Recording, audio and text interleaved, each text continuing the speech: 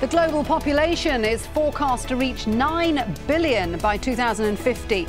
And a new report says climate change is threatening the world's three main crops. So what will the next meal be? And where will it come from? This is Inside Story.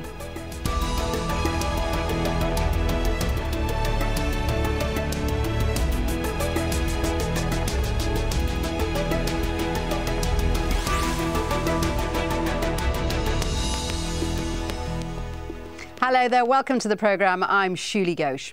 Researchers are warning that rising global temperatures could see a shift in the world's traditional staples and who grows them.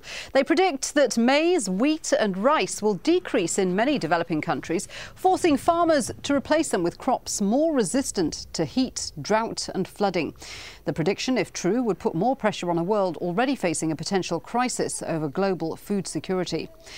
The UN-commissioned report says yields of the world's three main sources of calories will decrease by 2050 as temperatures rise. Wheat is forecast to drop by 13% in developing countries, while rice could see yields fall by 15%. And maize farmers in Africa could lose up to 20% of their crops. But there are other crops which scientists suggest could fill the gap.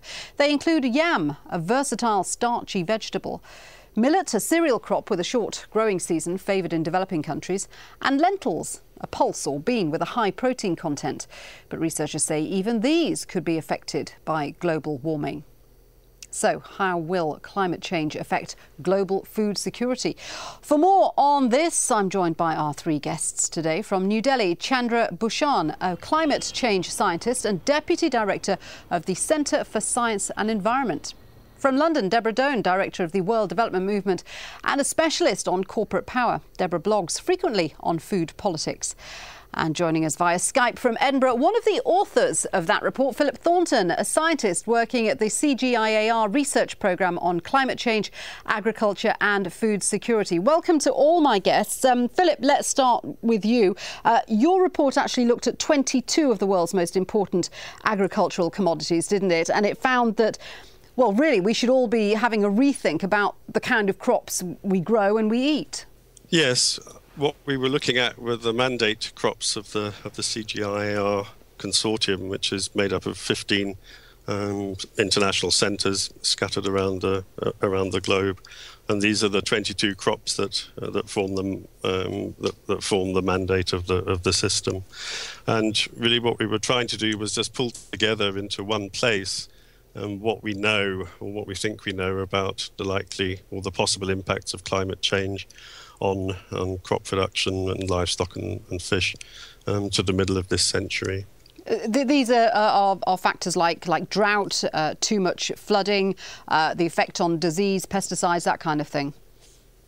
Yes, that's right. So in a gradually warming climate, of course, various other things are likely to happen too. So shifts in rainfall amounts and rainfall patterns, which may have impacts on when seasons start and how long they are. And then also the likely increase in frequency of extreme events such as floods and droughts.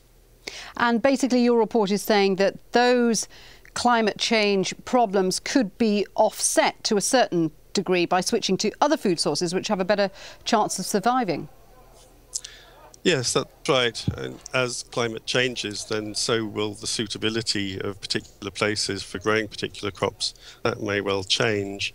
And of course, there are many crops that staples in the developing world that farmers have been cultivating for centuries. But as things are changing, then of course this means that they may be forced to try other crops that can help them meet their own food security requirements and their livelihoods. Let me bring Deborah in here because, I mean, clearly food insecurity is a massive problem, isn't it? I don't know if you've had a chance to look at this report, but it says clearly that environmental factors are going to have a huge impact on that. What's your reaction to that?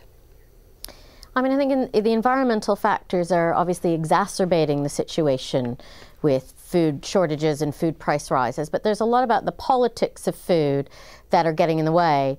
The reason that many countries are dependent on maize is they've been encouraged to grow maize for export. These are the types of crops that are more used in processed foods, in animal feed, rather than concentrating on those foods that can feed people more effectively and are more sensitive to different environmental conditions, like millet, which was mentioned in the report. And this has been encouraged for years because many countries are encouraged to trade their way out of poverty. So if you grow food for export, you can trade your way out of poverty and bring enough money in to feed your people. The problem is, because of climate change, because of financial speculation on food commodities, food prices are going up massively, and actually it's not helping anybody. So in addition to the fact that climate change is contributing to shortages in some of these crops and problems with the weather, we saw massive droughts in the US this summer in the maize crop failure. It's exacerbating the problem because people aren't growing anything else to feed their own populations. And we saw in 2008 with maize prices went up around 180%, which caused food riots across the developing world. Yeah, in fact, we are going to talk about food prices in a bit more detail, but it is clear that when you talk about the politics of food scarcity, food security, food prices, the people it impacts on most are the poorer communities in the poorer countries. They're poorer countries, they're poorer smallholder farmers in developing countries who can least afford it. And they're being impacted hugely. It's leading in some cases to land grabs, displacement of populations, because again, we need more land to grow crops that are failing in effect. So fertile land in places like Ethiopia, for example, we've seen 3.6 million hectares sold off to investors and people thrown off their land. So it's causing so many different impacts because of our reliance on these crops, which are feeding this frenzy and this problem across the world. Okay, Chandra, I know that India, of course, is one of the big rice growers, and rice is predicted to be one of the vulnerable crops because of flooding and higher temperatures. How seriously is the government there and scientists there looking at this issue? I think the impact of climate change on food production is already visible in India. Not so much on rice as much as it is on wheat, because wheat is highly affected by change in night temperature. So we are seeing reduction in wheat production. As far as rice is concerned, the results are mixed. It's not very conclusive. But what is going to impact food production in India largely is change in monsoons. So if we have extreme weather events, if we have untimely rain, if we have no rains, that's going to affect our food production. And in many parts of India, we have started seeing the impact of climate change, especially change in monsoon patterns and its impact on agriculture. So what effect is that having on agriculture? Are farmers, sorry to interrupt you, are farmers actually wanting to change to other crops? I mean, are they willing to abandon rice as the traditional crop that they're growing and go to something else?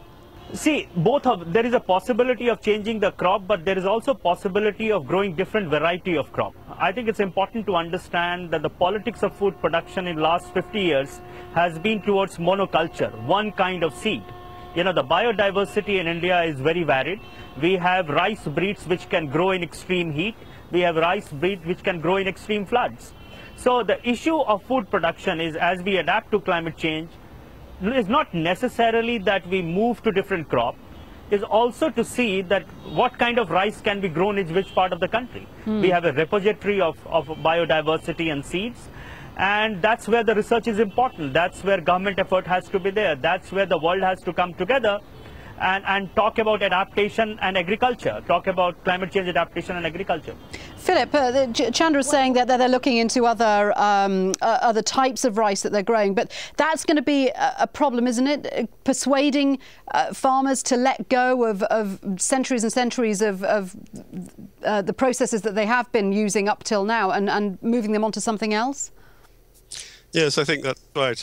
I think there are a couple of ways that this can happen. I mean, looking at rice consumption in Africa, for example, this has increased markedly over the last few years in some places, and that, of course, that's market driven. So as relative prices shift, then consumption patterns can change.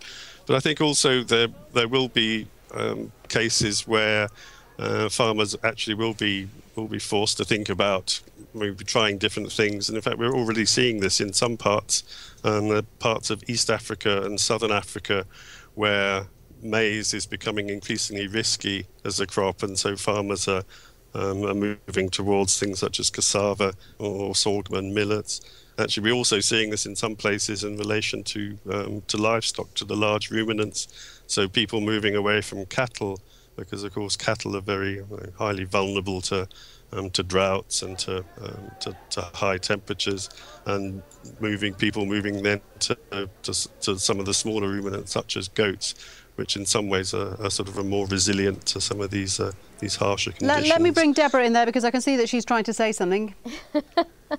I think there's two issues I want to raise. One is, the other thing that happens with things like rice is if certain crops are failing because of climate change or prices are going up for other reasons, many countries, certainly in 2007, 2008, will increase their rice consumption, and this has knock-on effects elsewhere. So they'll stop exporting, for example, because they have to feed their own people.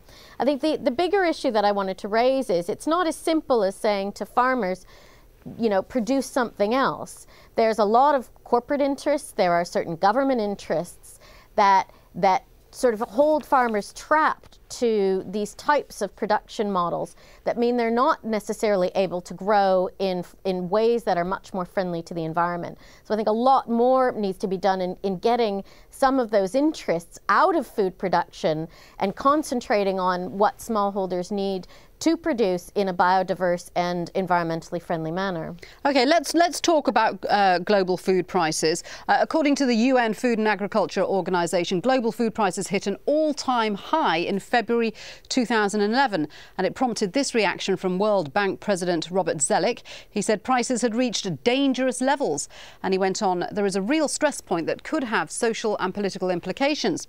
Well, the last spike in food prices in 2007 and 2008 caused a global crisis. There were riots across the world in countries such as Uganda, Bangladesh, Haiti, Egypt. The cost of rice jumped by more than 200%. Wheat rose by 130%. Drought and rising oil prices were blamed, and millions of dollars in emergency food aid had to be distributed. Chandra, tell us about how this impacted on India at the time, because I know one of the measures that India took to combat those rising food prices was a total export ban on rice, wasn't it? Yes, I think that's generally what India does. But I think it's important to understand the agricultural scenario in India. Large majority of agriculture in India is done by small holders. And, they're subsistence farming. And they do grow enough for themselves, not for the market. And what happens is, if there is not enough for them, they depend on the market. But coming back to the price of the food, it's not only, we are now ending up blaming everything on climate change. The price is rising and it's because of climate change. I think we are not looking at the market. We are not looking at the future. It's speculation in the market that is driving the price of many commodities. In India, for example, one of the reasons why prices of commodity like pulses go up is because of future market. It's not only because we are producing less. I think every year we are producing more and more.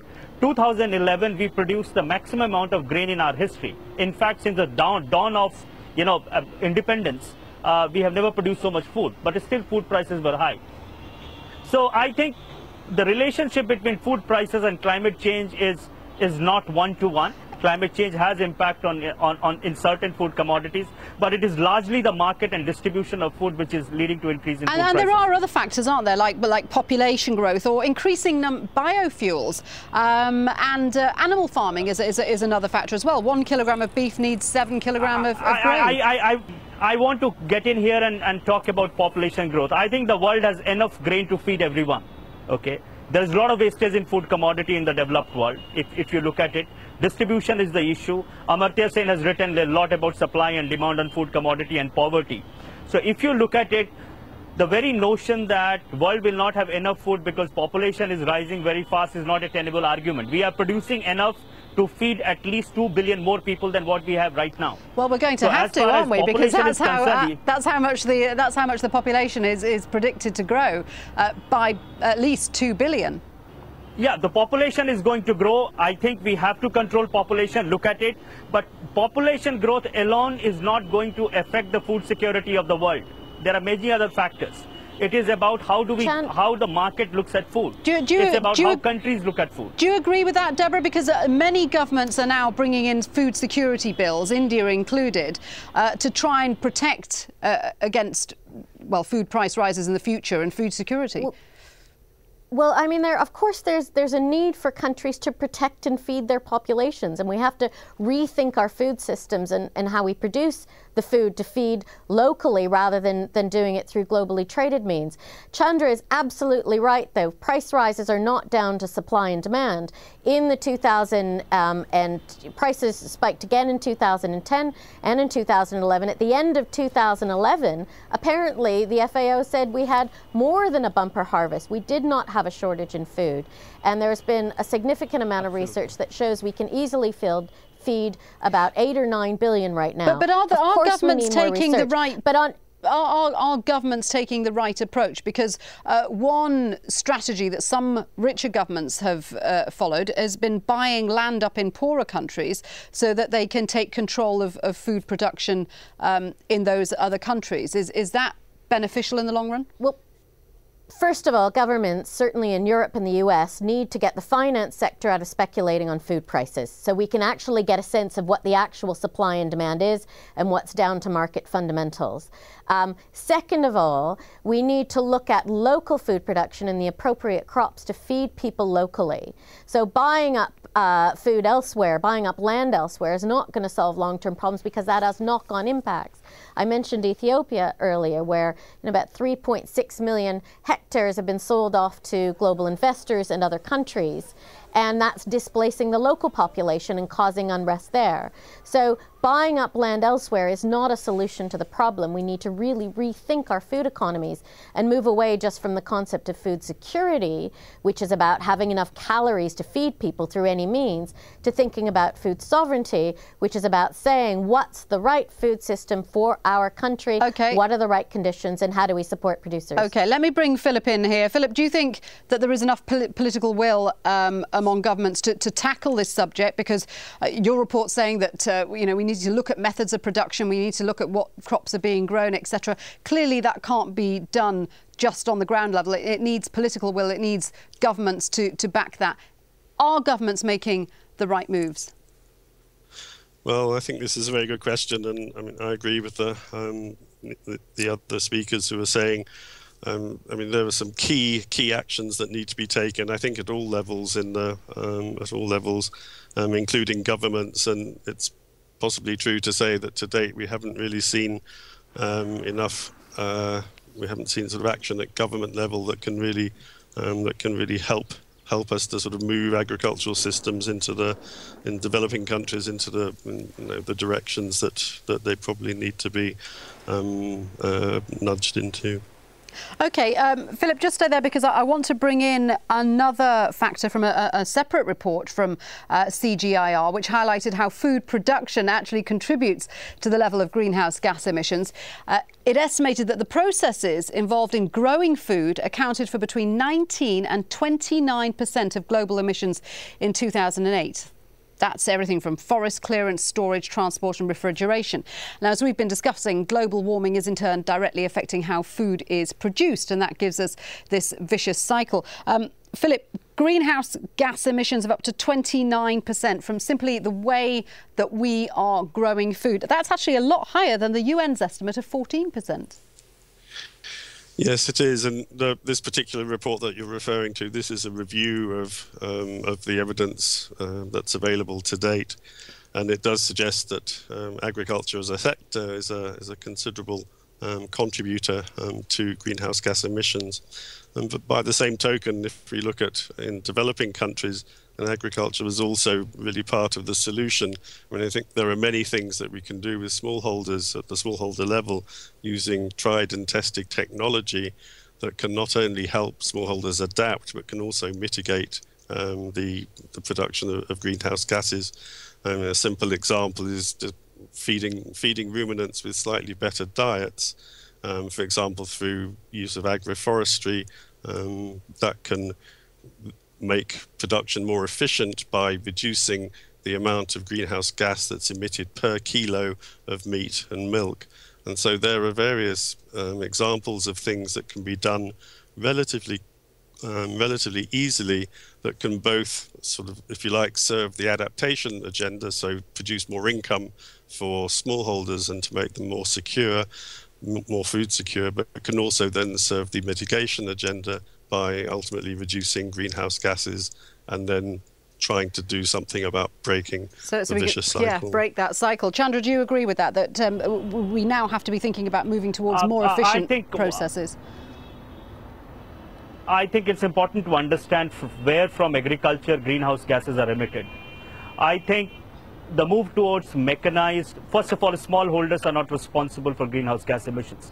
If there is anything called a sustainable agriculture that happens in smallholding, it's not fossil fuel dominated.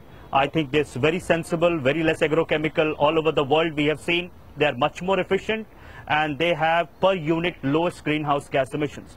Where you have highest greenhouse emission is where you have large, big corporate farming that is happening based on huge fossil fuel consumption, as well as huge agrochemical inputs. And therefore, if we want to reduce, and it's very important to understand, if we want to reduce greenhouse gas, then the solution is to look at how big companies and big farms are producing food. The second point I would like to make is that smallholders are going to be the solution to food security in the world. Today, in developing country, in India, for example, 60% of our entire agricultural produce is through smallholders, and they account for only about 40% of the land. So they are far more efficient per unit of land production than the big farms. Point number 3, and I want to get back to the issue of how food should be produced. This is the year of cooperatives, and the World Food Day this year was celebrated on agricultural cooperatives. I think we need a new business model which will adapt to climate change, but will also mitigate climate change, and not through the existing business model we have. But is that going to be economically viable, Deborah? I mean, these big corporations. It's all about the money, isn't it? Economically viable, you know, in whose economic interests? The global agribusiness serves a minority of people, actually. It doesn't serve the majority of the world. I think it's well over 70% of people globally are fed by smallholder agriculture. They aren't fed by large agribusiness. And whatever sort of, you know, you hear about volume improvements, well, that's going into processed agriculture that relies on maize, that relies on crops, that relies on things that don't feed the world's people. I can see so economically viable for whom is the question we need to be asking. Go on, Chandra. What's your point? Essentially, I'm trying to say that if we are looking at mitigating climate change in agriculture, the solution lies with large and how they reduce their emission rather than smallholders. The very idea that carbon sequestration and agroforestry will reduce emission from agriculture is not exactly the big idea and big solution for mitigation in agriculture. Philip, I mean, there's clearly been an interesting discussion on this, but bottom line, if there aren't substantial global agricultural changes, what is that going to mean for the world in 30 to 40 years? I think it's quite possible we'll be looking at serious problems of food insecurity and perhaps increased malnourishment in many populations, particularly in developing countries and in the growing populations that are highly dependent on agriculture for livelihoods and for food.